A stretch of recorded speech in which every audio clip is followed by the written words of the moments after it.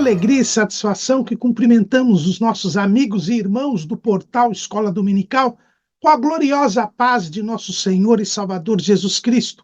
Estamos dando início a mais uma pré-aula, esta ferramenta que o portal Escola Dominical disponibiliza no início da semana, para que possamos melhor preparar a nossa aula da Escola Bíblica Dominical. Leiam a revista das lições bíblicas, assistam a esta pré-aula, leiam o nosso texto de apoio que nós publicamos no portal Escola Dominical, portalebd.org.br. Nós não seguimos o texto da revista.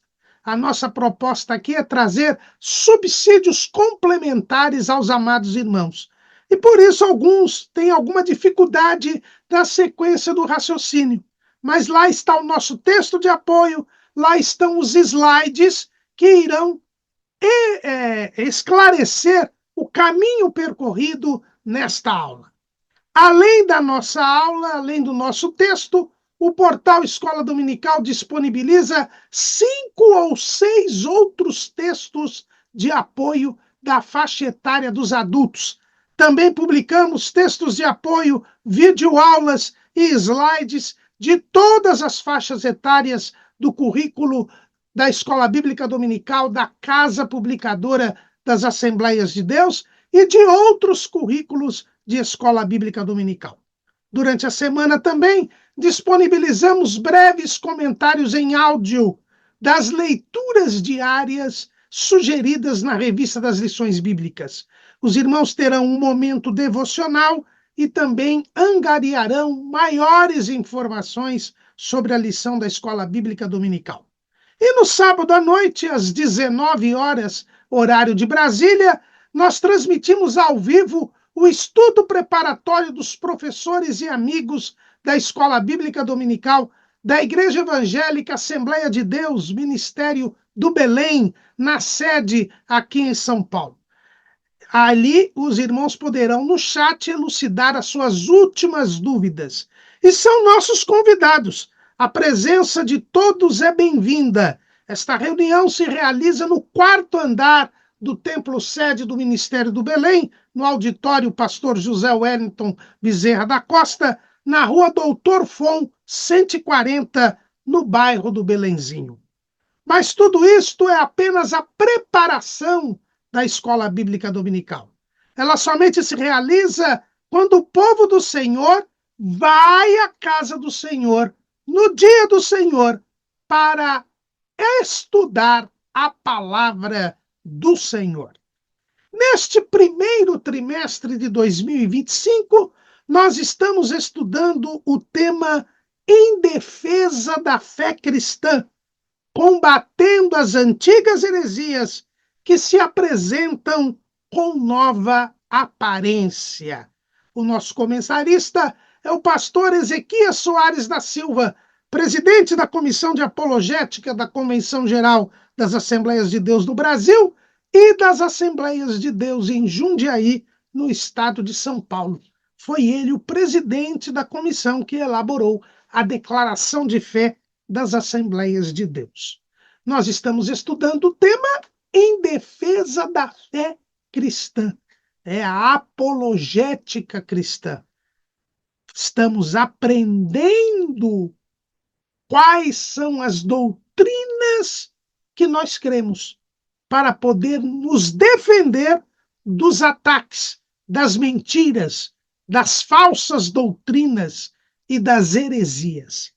Na lição passada, foi a primeira lição, nós vimos quando as heresias ameaçam a unidade da igreja. Vimos que Jesus já havia nos ensinado que a sua igreja sofreria a oposição das hostes espirituais da maldade. E estas hostes espirituais, sob o comando de Satanás, atacam a igreja, enfrentando-a com violência, com perseguição, com morte, com tormento, mas também sutilmente as hostes espirituais da maldade se introduzem no meio do povo de Deus, trazendo falsos ensinos, trazendo falsas doutrinas que pervertem e aniquilam a vida espiritual das pessoas. A introdução dos falsos mestres, a introdução das heresias de perdição é que nós estamos estudando neste trimestre, estas sutilezas de Satanás. E para isso nós precisamos saber defender a fé cristã. E a partir de hoje, nós vamos estudar o segundo bloco do trimestre, que são as heresias a respeito da doutrina de Cristo. Na verdade, esta lição de número 2, nós poderíamos até considerá-la uma continuidade da introdução, ou uma introdução ao segundo bloco. Por quê?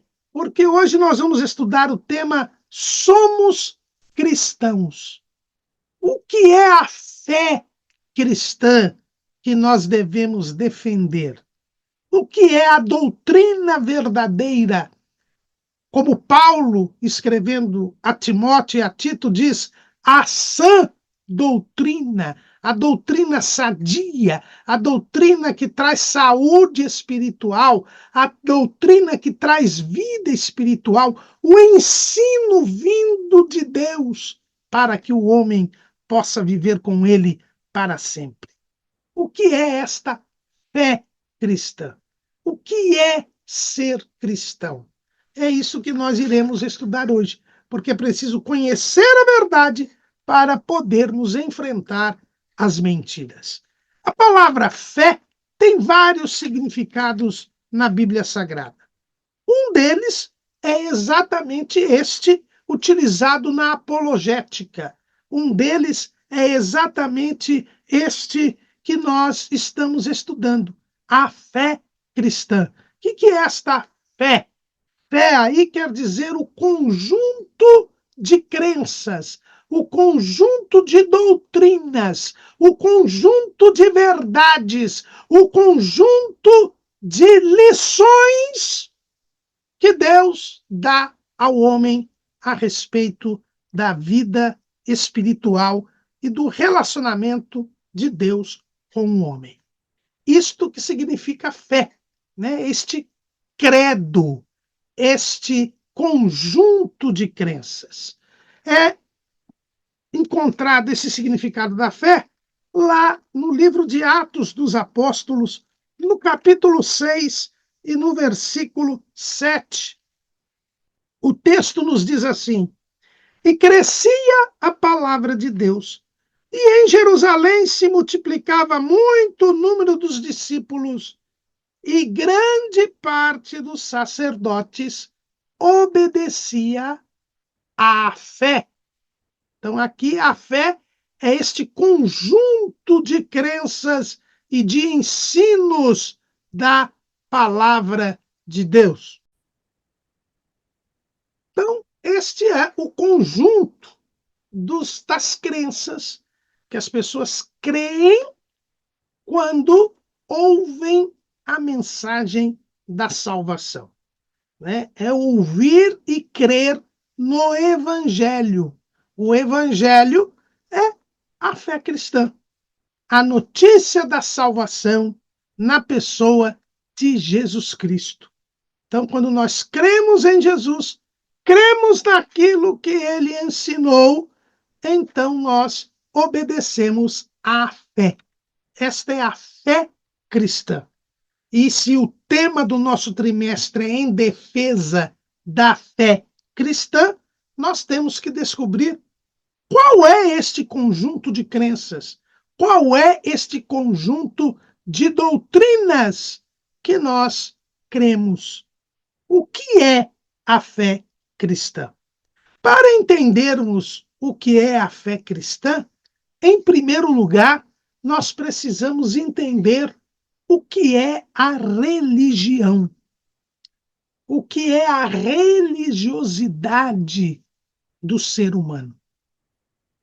A religião é uma realidade em todas as sociedades humanas. Todas as tribos, em todos os continentes, em todos os lugares, Todo ser humano é um ser religioso. Isso tem sido constatado pelos cientistas sociais, sejam sociólogos, sejam antropólogos, todos eles confirmam que em toda civilização, em toda sociedade, esteja ela no estágio que estiver, eles são religiosos. E o que é a religião? É o ato de se tentar religar a Deus. E isto é uma peculiaridade, irmãos, muito interessante. Veja que todos chamam esta tentativa do homem de ter um relacionamento com um ser superior, com Deus, com a divindade, chamam este ato de religião, esta atividade de religião. Por que religar? Isto faz parte até da herança que vem dos nossos primeiros pais. Alguns poderiam chamar ligação, mas não chamam. Chamam de religião. Por quê? Porque todos sabem, todos sabemos. Isto nos foi ensinado desde os nossos pais, desde Adão e Eva, de que antes o homem tinha ligação com Deus e que perdeu esta ligação. Esta ideia que veio transmitida a todos os homens e que os homens não podem fugir dela é uma demonstração da veracidade da palavra de Deus. Porque a Bíblia Sagrada é que nos ensina, que nos revela que o homem foi feito para viver em convívio com Deus. Deus fez o homem como um elo de ligação entre o Criador e o restante da criação. Quando nós observamos a narrativa da criação do homem, nós vemos como o homem foi colocado num lugar especial para servir de ponte entre Deus e as coisas criadas. Lá em Gênesis 1:26, nós vemos: E disse Deus, façamos o homem à nossa imagem, conforme a nossa semelhança, e domine sobre os peixes do mar, e sobre as aves dos céus, e sobre o gado, e sobre toda a terra, e sobre todo réptil que se move sobre a terra. Deus criou o homem para ser o seu administrador na terra. Deus criou o homem para ser o elo de ligação entre Deus e as coisas criadas. Veja que interessante, as coisas criadas são todas materiais. O homem foi colocado sobre a criação. E os animais, os vegetais e os minerais são materiais. Eles são feitos de matéria. Deus é espírito. Deus é espírito. Jesus disse isso para a mulher samaritana. Evangelho segundo escreveu João, capítulo 4, versículo 24. Deus é espírito, e importa que os que o adorem em espírito e em verdade. Os anjos, também criados por Deus antes do homem, também são seres totalmente espirituais. Epístola aos Hebreus, capítulo 2, versículo 14, aliás, capítulo 1, versículo 14. Não são, porventura, todos eles espíritos ministradores enviados para servir a favor daqueles que hão de herdar a salvação? Então, os anjos são espíritos ministradores.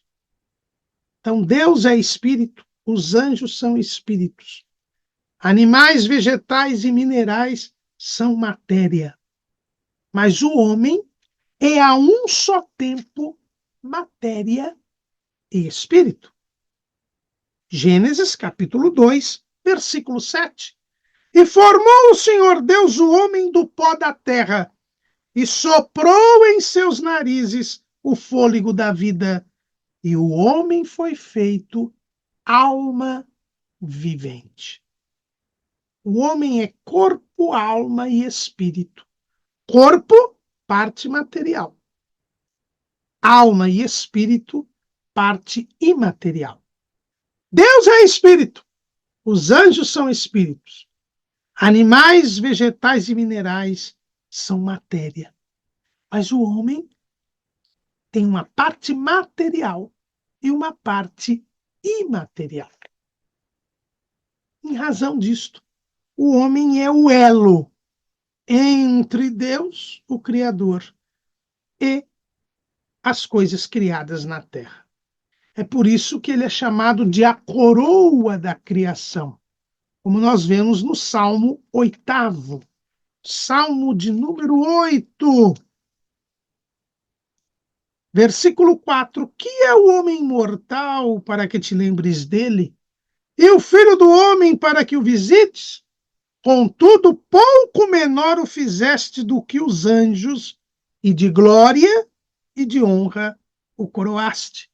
Fazes com que ele tenha domínio sobre as obras das tuas mãos. Tudo puseste debaixo de seus pés. Todas as ovelhas e bois, assim como os animais do campo, as aves do céu e os peixes do mar, e tudo que passa pela vereda dos mares. Então o homem foi colocado como mordomo, o principal servo, o administrador da criação terrena, porque ele é material e, portanto, pode ter acesso às coisas criadas, que também são materiais, e ele é espiritual, tendo, portanto, acesso a Deus. E aí é que vem este contato de Deus com o homem, do homem com Deus. Ele foi feito para viver em contato com Deus, para prestar contas a Deus da sua administração, para ser ensinado por Deus para poder administrar. Porque de Deus vem a inteligência, o conhecimento, a sabedoria.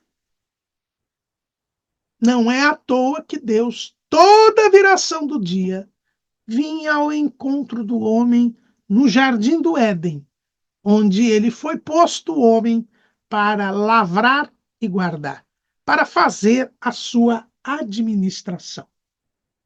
Com o pecado, porém, houve uma separação deste convívio do homem com Deus. Este convívio do homem com Deus se desfez. Como diz o profeta Isaías, capítulo 59, versículo 2. Mas as vossas iniquidades fazem divisão entre vós e o vosso Deus, e os vossos pecados encobrem o seu rosto de vós, para que vos não ouça. O primeiro casal se esconde da presença de Deus no dia da queda, quando Deus vem ao encontro deles no jardim do Éden. Aquela comunhão, aquele relacionamento que havia entre Deus e os homens foi rompido pelo pecado. E agora o homem procura restaurar este relacionamento. Por quê? Porque o homem foi feito, foi criado para ter convívio e relacionamento com Deus. Mas esse relacionamento foi rompido. É por isso que surge a religião. É uma tentativa de religar, de restaurar esta relação rompida pelo pecado entre Deus e o homem. Salomão, escrevendo no livro de Eclesiastes, ele nos mostra um outro motivo pelo qual o homem tem esta necessidade de se relacionar com Deus. é que na sua estrutura espiritual, nós temos ali implantado no homem a eternidade. Em Eclesiastes, capítulo 3, versículo 11, Salomão nos explica isto. Vou ler na versão Nova Almeida atualizada, que é também a versão oficial das Assembleias de Deus. Eclesiastes 3 e 11. Deus fez tudo formoso no seu devido tempo. Também pôs a eternidade no coração do ser humano, sem que este possa descobrir as obras que Deus fez desde o princípio até o fim. Deus colocou no coração do homem a eternidade. E como Deus é eterno, só Ele é de eternidade em eternidade, só Deus é eterno, tanto que os judeus que não falam o nome de Deus, não mencionam o nome de Deus, não pronunciam o nome de Deus, costumam chamar a Deus de o Eterno, porque só Ele é eterno, como diz Moisés lá no Salmo 90. Antes que os versículo 2, antes que os montes nascessem, ou que tu formasses a terra e o mundo, sim, de eternidade a eternidade, tu és Deus. Deus é o eterno por excelência. E Deus pôs a eternidade no coração do homem. Então o homem anseia pela eternidade. E ansiar pela eternidade é ansiar por Deus. E é por isso que o homem sente a necessidade de se religar a Deus. E é por isso que todo ser humano, em todo tempo, em todo lugar, é um ser religioso, porque ele busca se religar a Deus. Só que existem duas maneiras de se tentar religar a Deus. Como Deus está separado do homem, pode tanto Deus querer se religar ao homem, a Deus, como Deus querer se religar ao homem. É por isso que nós temos milhares e milhares de religiões. Porque os homens são milhões e milhões. Como diz o povo, cada cabeça, cada sentença. Os homens tentam se religar a Deus. E nesta tentativa de se religar a Deus, criam milhares e milhares de religiões. Porque cada homem é diferente do outro. Não existem dois homens iguais. Nem os gêmeos univitelinos são iguais. Nós somos identificados pelas nossas digitais, porque cada ser humano tem digitais diferentes. Nós somos identificados pela íris dos nossos olhos, porque cada homem tem íris de olhos diferentes. Nós somos identificados pela nossa face, porque a face de cada um é diferente. Não existe um homem igual ao outro. E, portanto, qualquer religião, qualquer tentativa de se religar o homem a Deus a partir do homem, nós teremos diversas religiões.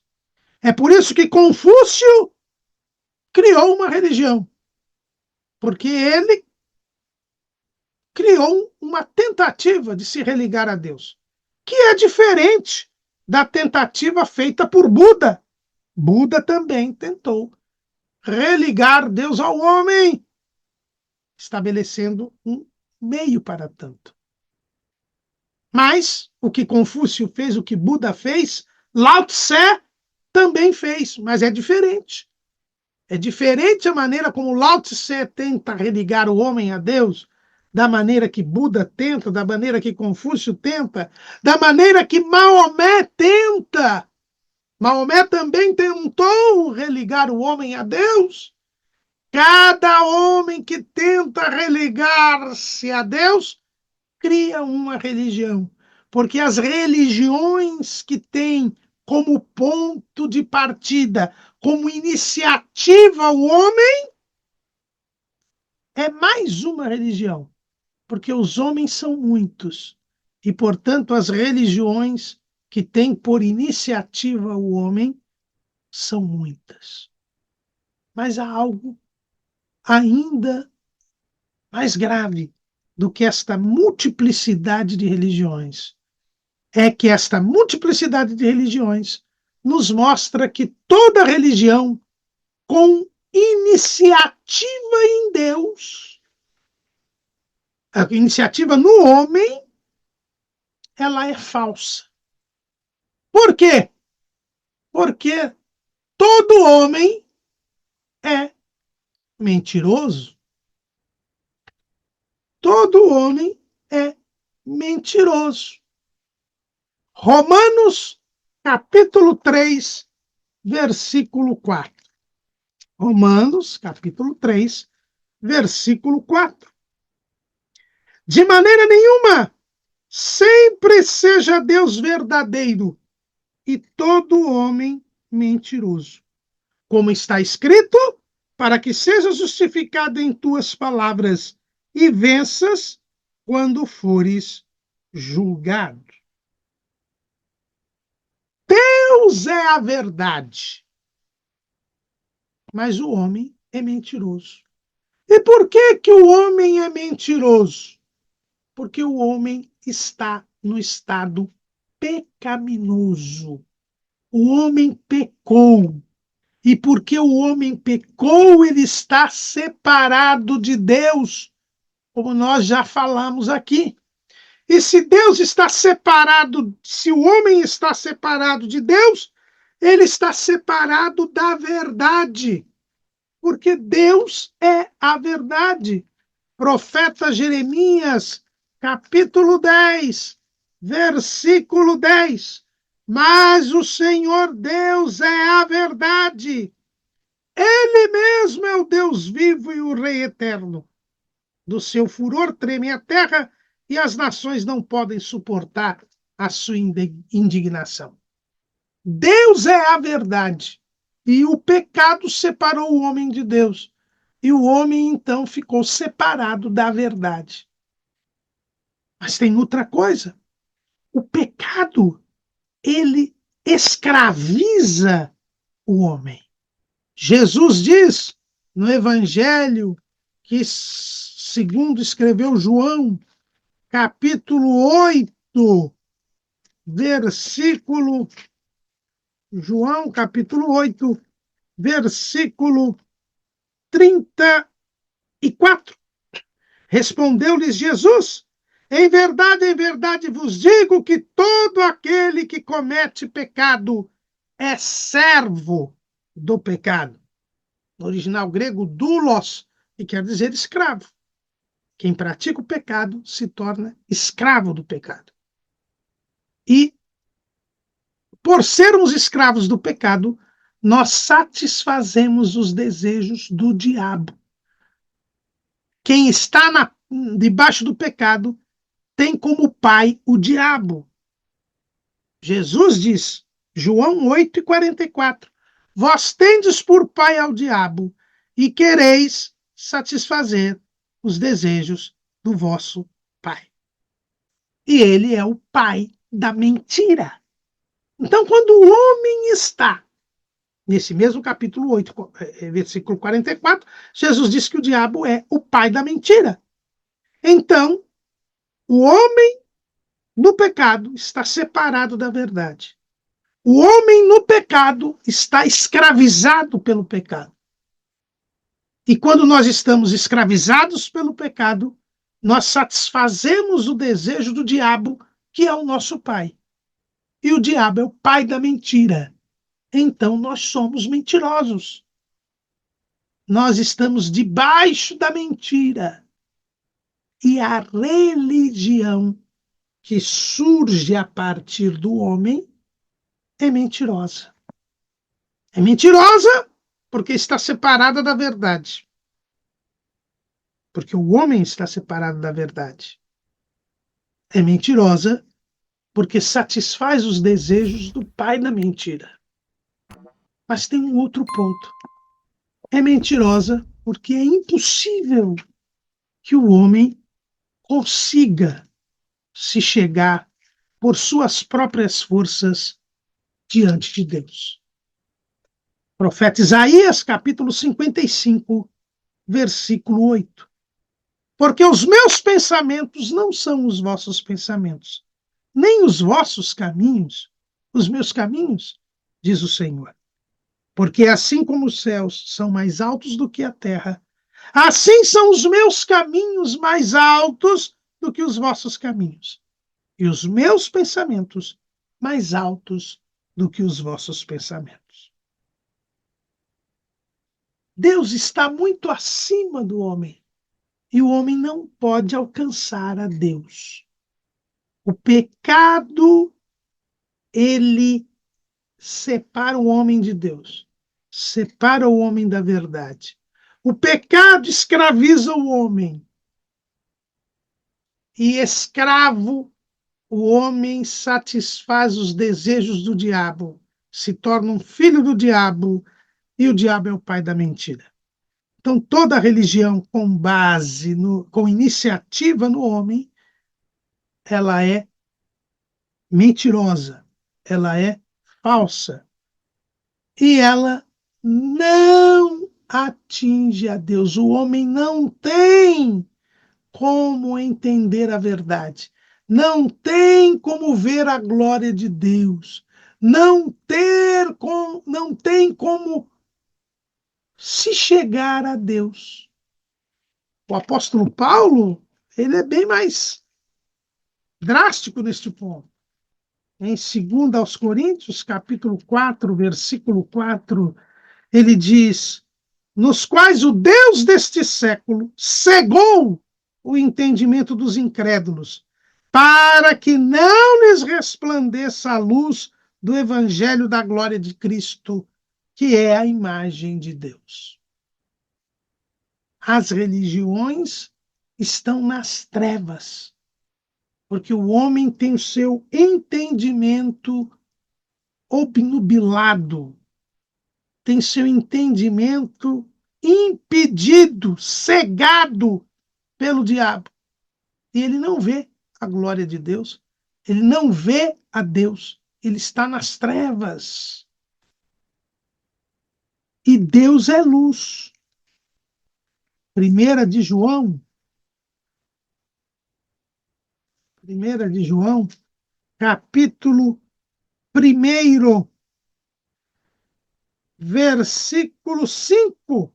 E esta é a mensagem que dele ouvimos e vos anunciamos, que Deus é luz e não há nele trevas nenhumas.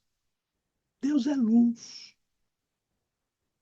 Mas o homem está na escuridão. O homem no pecado está na escuridão. Então, toda religião que tem por iniciativa o homem é falsa. Por isso que são muitas as religiões, todas elas falsas, porque o homem não pode se chegar a Deus.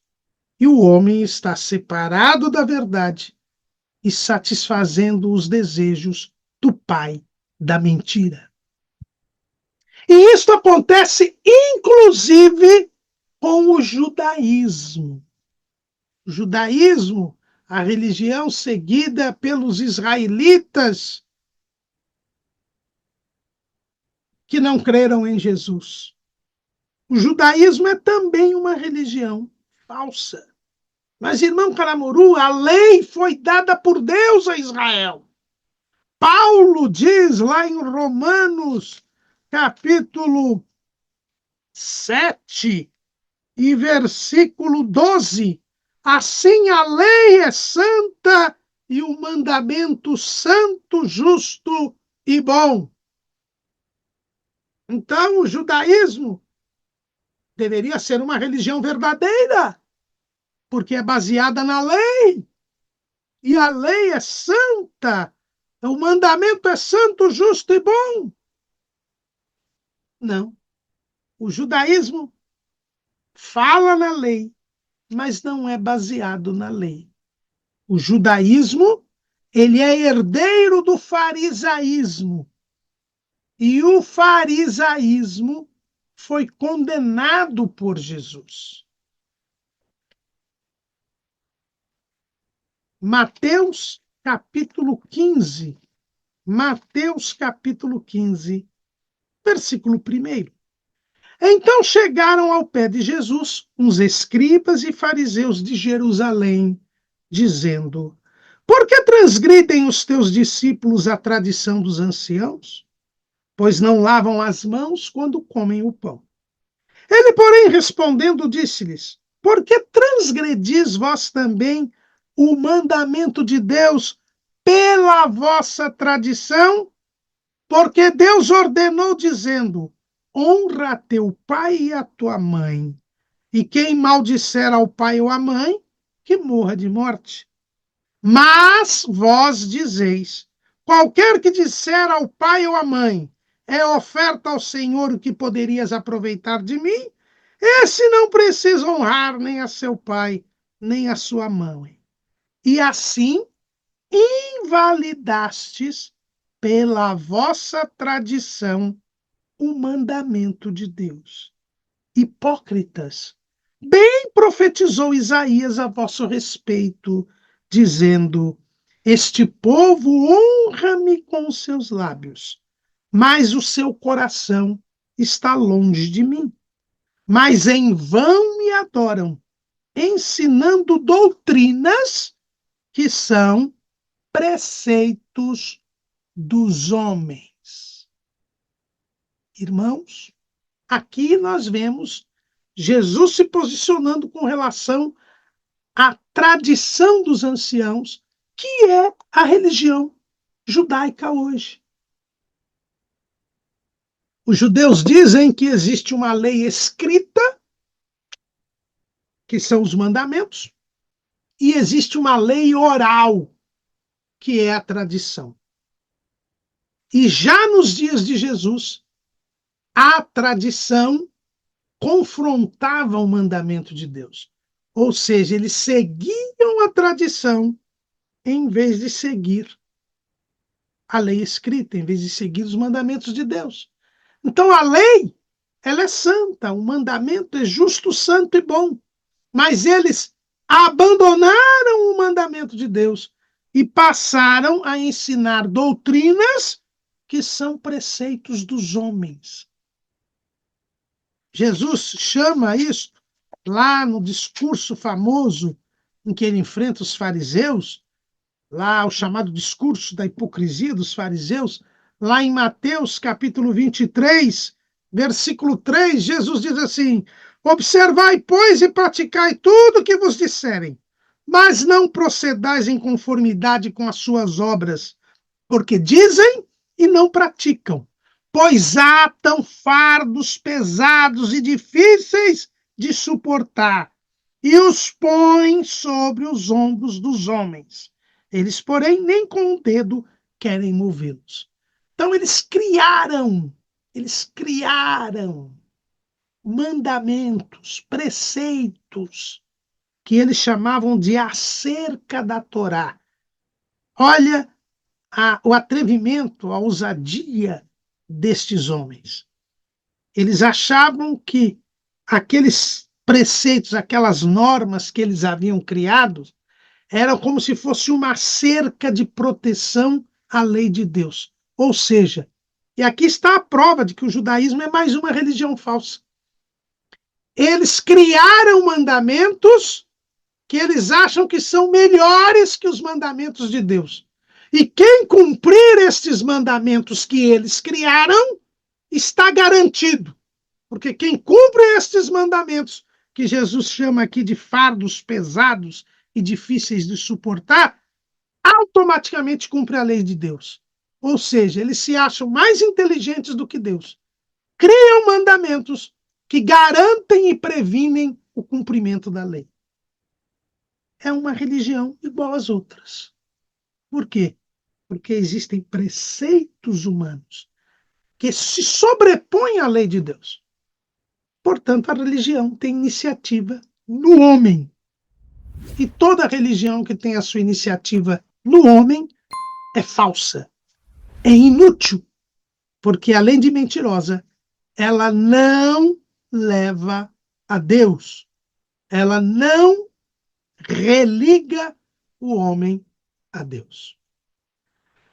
Nós dissemos que existem duas maneiras de religar o homem a Deus: a partir do homem ou a partir de Deus. Pois bem, a partir do homem, nós já vimos que surgem milhares de religiões, todas elas falsas e mentirosas e inúteis. Mas existe a religião que parte de Deus. Deus quer religar-se ao homem. No dia mesmo da queda, Deus disse ao homem que o salvaria, por intermédio da semente da mulher. E isto ele disse para o diabo, que achava que havia destruído o ser humano. Gênesis capítulo 3, versículo 15. E porém inimizade entre ti e a mulher, e entre a tua semente e a sua semente.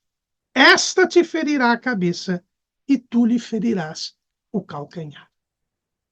Porém, inimizade entre ti e a mulher. Livrarei o homem do poder do diabo. Farei com que o homem deixe de ser filho do diabo. Essa religião tem origem em Deus. É Deus falando. Porém, inimizade entre ti e a mulher. Então, é uma religião que parte de Deus. Ora, nós sabemos que Deus é único. Só há um Deus. Deuteronômio capítulo 6, versículo 4. Ouve, Israel, o Senhor nosso Deus é o único Senhor. Só há um Deus. Portanto, a religião que vem de Deus é única. Os homens são muitos. As religiões que partem do homem são muitas. Mas a religião que parte de Deus é única, porque Deus é único. A religião que parte de Deus, ela é verdadeira, porque Deus é a verdade. Nós já lemos aqui, Jeremias 10:10. Deus é a verdade. Por isso, a religião que parte de Deus é verdadeira. A religião que parte de Deus é única. E Deus pode descer ao nível do homem e revelar ao homem a verdade. Então, a religião que parte de Deus é uma religião que é revelada ao homem. E esta revelação, Deus mandou que se escrevesse para que as gerações futuras tivessem conhecimento desta revelação. Então, Deus se revela ao homem e esta revelação é escrita. Deus se revela ao homem falando com o homem, em primeiro lugar, pela consciência. Vemos Deus falando ao homem pela consciência. Deus falando a Caim, que era do maligno, para provar que Deus fala a todos os homens. Gênesis capítulo 4, versículo 6. E o Senhor disse a Caim: por que tiraste e por que descaiu o teu semblante? Se bem fizeres, não haverá aceitação para ti, e se não fizeres bem, o pecado jaz à porta, e para ti será o seu desejo, e sobre ele dominarás. Deus traz a Caim a mensagem de que quer salvá-lo, quer livrá-lo do pecado. Esta religião, parte de Deus, é única é verdadeira, Deus a comunica ao homem e com a promessa de libertá-lo do pecado. Se Caim cresce em Deus, ele seria liberto do pecado, mas ele não creu em Deus e foi dominado pelo pecado. Deus fala desta religião, fala nesta religião. Falou primeiro pela consciência e depois falou pelos profetas, pelos seus mensageiros. É o que o escritor aos Hebreus nos ensina. Hebreus, capítulo 1, versículo 1. Havendo Deus antigamente falado muitas vezes e de muitas maneiras aos pais pelos profetas, a nós falou-nos nestes últimos dias pelo Filho. A religião verdadeira, única, se comunica através da consciência e através dos profetas e pelo Filho. O Filho é esta semente da mulher que Deus prometeu no dia mesmo da queda do homem. Aquela semente da mulher que feriria a cabeça da serpente, que tiraria o poder do diabo sobre os homens pecadores, mas que seria ferida no calcanhar. Derramaria o seu sangue, morreria por nós. A religião verdadeira tem origem em Deus, é única, é verdadeira. Foi comunicada pela consciência e pelos profetas, e, por fim, pelo próprio Deus. O próprio Deus se faz homem para poder religar o homem a Deus. Assim como o homem era o elo de ligação entre a matéria e Deus, Deus se faz homem para que, como homem, religasse o homem a Deus. Ele tinha que se fazer homem para poder restabelecer a comunhão, porque esta comunhão dependia da participação de Deus na humanidade. Pois, como homem, ele deveria pagar o preço dos pecados do homem, satisfazer a justiça de Deus. É o que explica o escritor aos Hebreus. Hebreus, capítulo 2. Hebreus, capítulo 2. Versículo 10. Porque convinha que aquele para quem são todas as coisas, e mediante quem tudo existe, trazendo muitos filhos à glória, consagrasse pelas aflições o príncipe da salvação deles. Porque assim o que santifica, como os que são santificados, são todos de um, por cuja causa não se envergonha de lhe chamar irmãos, dizendo: anunciarei o teu nome a meus irmãos, cantar-te-ei louvores no meio da congregação. E outra vez, porei nele a minha confiança. E outra vez, eis-me aqui a mim e aos filhos que Deus me deu. E visto como os filhos participam da carne e do sangue, também ele participou das mesmas coisas, para que pela morte aniquilasse o que tinha o império da morte, isto é, o diabo, e livrasse todos os que, com medo da morte, estavam por toda a vida sujeitos à servidão. Porque, na verdade, ele não tomou os anjos, mas tomou a descendência de Abraão. Pelo que convinha que em tudo fosse semelhante aos homens, aos irmãos, para ser misericordioso e fiel sumo sacerdote naquilo que é de Deus, para expiar os pecados do povo. Porque naquilo que ele mesmo, sendo tentado, padeceu, pode socorrer aos que são tentados.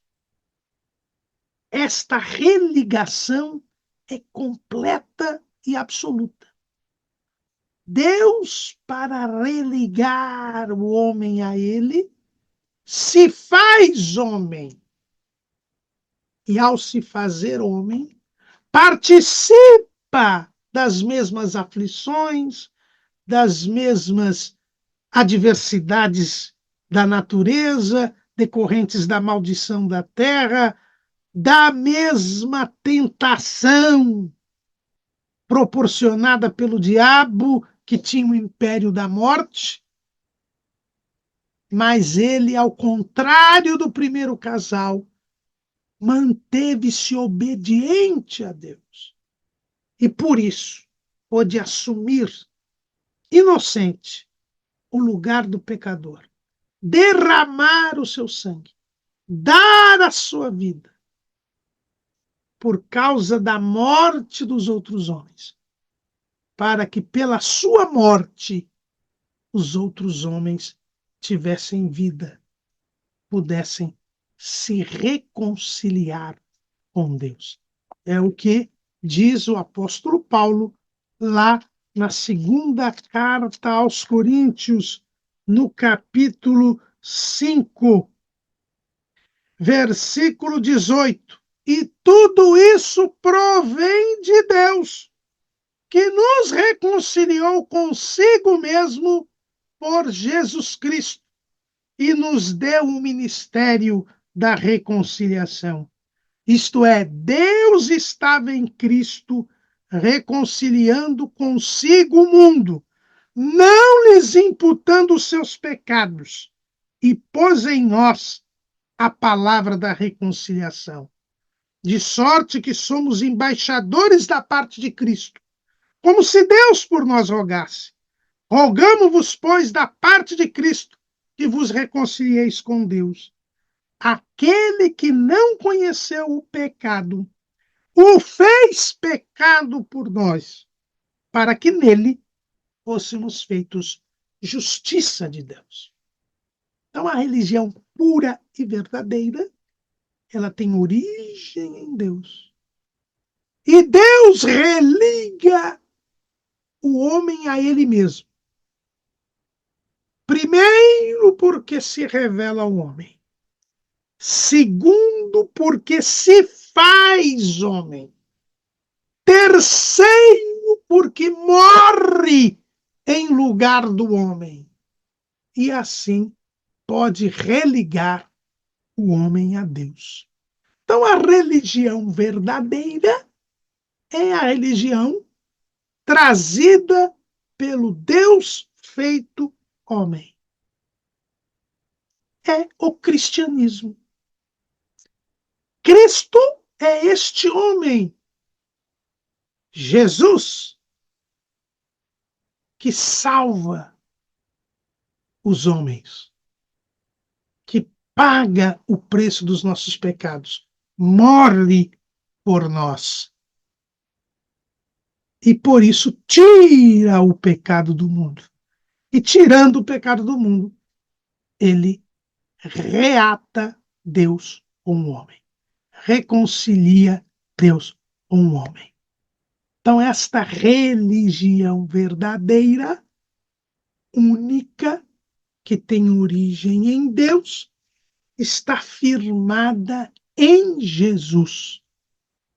Em Jesus, que é o Deus feito homem. É por isso que a nossa fé é a fé cristã. É o Cristo, aquele que foi escolhido para morrer pelo homem, para salvar o homem. E que é Deus. É Deus. E a mensagem trazida, esta boa notícia, é o Evangelho. Falado por Deus lá no Éden. O chamado proto-evangelho, que nós lemos aqui, Gênesis 3 e 15. aquele que foi também falado a Abraão, lá em Gálatas 3:8, Paulo nos ensina, Gálatas 3:8. Ora, tendo a Escritura previsto que Deus havia de justificar pela fé os gentios, anunciou primeiro o evangelho a Abraão, dizendo: todas as nações serão benditas em ti. Então Deus pregou o evangelho ao primeiro casal. Deus pregou o evangelho a Abraão. E depois Deus se falou pelos profetas, aos pais pelos profetas, e depois nos falou por ele mesmo, feito homem, pelo Filho de Deus. É por isso que lá em Marcos, capítulo 1, versículo 1, o evangelista diz assim: princípio do evangelho de Jesus Cristo, Filho de Deus. O evangelho é a mensagem trazida pelo Filho de Deus. Primeiro Deus fala na consciência, depois Deus fala pelos profetas, e depois ele mesmo vem na pessoa do Filho para nos falar e nos trazer a notícia da salvação. E agora a igreja é quem está a pregar este evangelho. Ela que é o corpo de Cristo. Aquilo que Jesus começou, nós continuamos, nós prosseguimos. Esta é a fé cristã.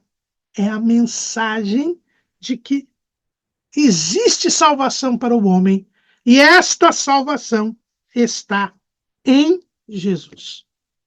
Esta é a doutrina dos apóstolos. Eles foram enviados por Jesus para prosseguir o ensinamento que Jesus havia dado a eles. Essa é a sã doutrina.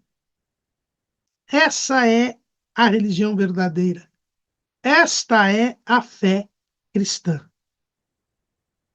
A fé. Grande parte dos sacerdotes obedecia à fé. E o que é a fé? É o ensino de que Deus salva o homem na pessoa de Jesus Cristo. A pessoa de Jesus Cristo é fundamental na fé cristã. É a base da fé cristã. Por isso Paulo diz: ninguém pode pôr outro fundamento senão este. Vamos ler lá, 1 aos Coríntios, capítulo 3, versículo 11. Porque ninguém pode pôr outro fundamento além do que já está posto, o qual é Jesus Cristo. O próprio Paulo, escrevendo aos Efésios, no capítulo 2, no versículo 20, ele diz assim: edificado sobre o fundamento dos apóstolos e dos profetas, de que Jesus Cristo é a principal pedra da esquina. E o apóstolo Pedro também diz na sua primeira carta de Pedro, capítulo 2, versículo.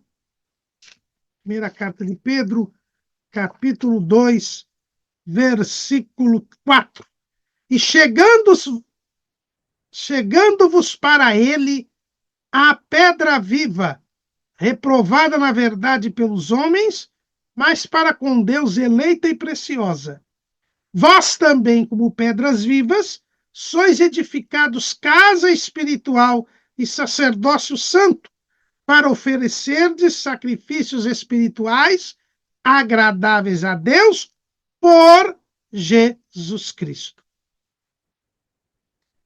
Então, Jesus é a base, é o fundamento da religião verdadeira. É em Jesus que nós nos religamos a Deus. E Jesus para religar o homem a Deus, é Deus feito homem. Não há como fugirmos disso. E ao sermos religados a Deus, nós nos tornamos parecidos com Cristo. Como nós lemos aqui no texto de Hebreus, nós nos tornamos irmãos de Cristo, semelhantes a Cristo. E ele é o nosso irmão primogênito. Ele é o primeiro da fila dos filhos de Deus. Nós somos adotados como os filhos de Deus e ele é filho de Deus por natureza. Mas nós deixamos de ser filhos do diabo para ser filhos de Deus, para sermos irmãos de Jesus. Para isto ele se fez homem, para ser nosso irmão. Ser cristão, irmãos, é, portanto, crer que Jesus é o Deus feito homem que veio ao mundo para salvar a humanidade. Todas as outras religiões veem Jesus. O judeu vê Jesus como um falsário, um embusteiro. Mas os muçulmanos veem Jesus como um profeta. Os budistas, quando muito, veem Jesus como um espírito iluminado, que é o mesmo que fazem os espíritas. Veem a Jesus como um espírito iluminado. As testemunhas de Jeová veem Jesus como a criatura mais perfeita do universo. Os adventistas do sétimo dia veem Jesus como o arcanjo Miguel. A nova era vê Jesus como um espírito iluminado. Mas o cristão, e só o cristão, vê Jesus como o Filho de Deus, o Deus feito homem, o único Salvador. Quem é cristão e crê que Jesus é o Filho de Deus, o Deus feito homem, vive como Cristo.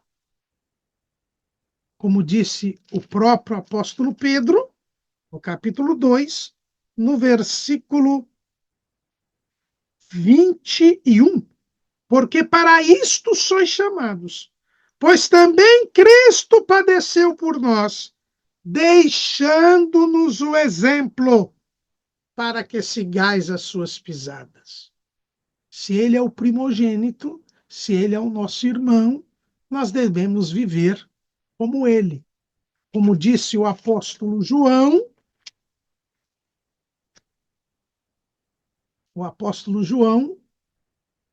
ele nos diz o seguinte, na sua primeira epístola, 1 de João 2:6.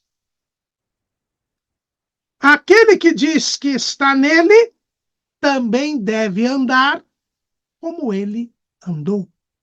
Então, o cristão, e a palavra cristão quer dizer parecido com Cristo, um pequeno Cristo. Então, eu preciso andar como Jesus andou, viver como Cristo.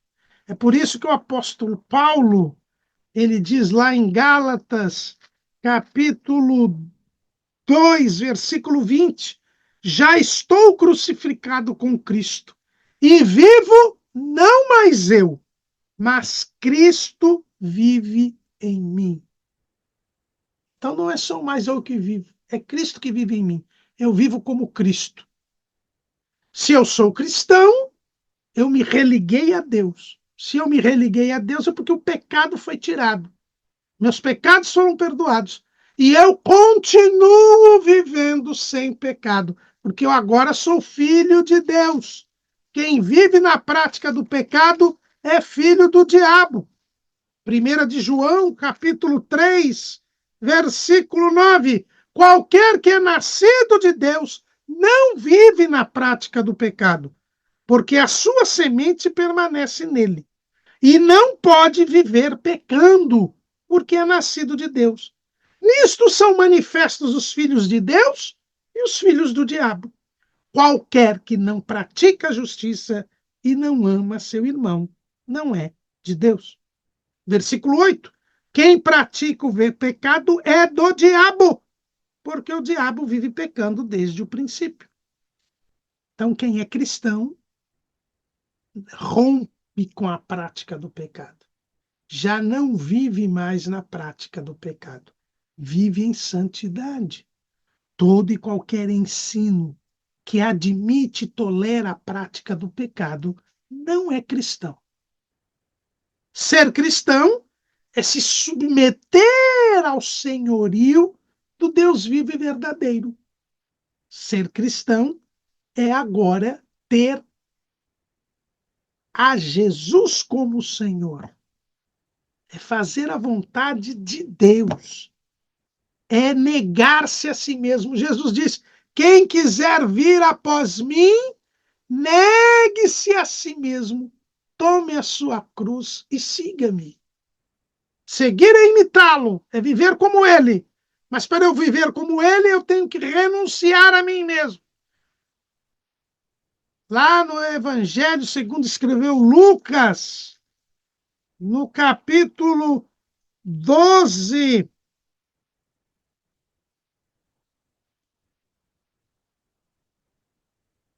acho que é Lucas, capítulo 12, vamos procurar aqui.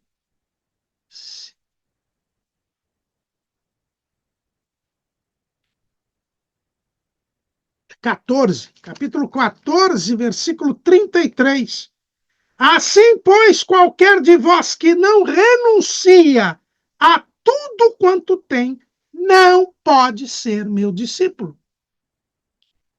Ser cristão é renunciar a si mesmo, deixar de ter a sua vontade.